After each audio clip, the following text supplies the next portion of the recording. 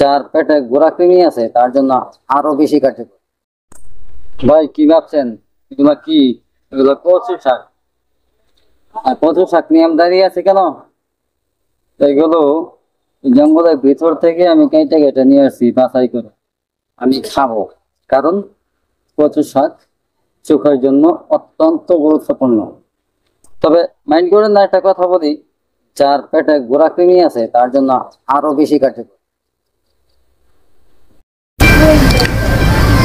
কচু শাক অত্যন্ত উপকারী এবং এর মধ্যে রয়েছে প্রচুর পরিমাণে ভিটামিন, যা আপনার আমার সকলের স্বাস্থ্যের জন্য খুবই উপকারী।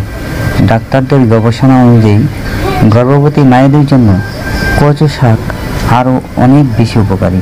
প্রিয় দর্শক বন্ধুরা, ভিডিওটি ভালো লাগলে লাইক দিন, শেয়ার করুন, চ্যানেলটি সাবস্ক্রাইব করে সঙ্গে থাকুন।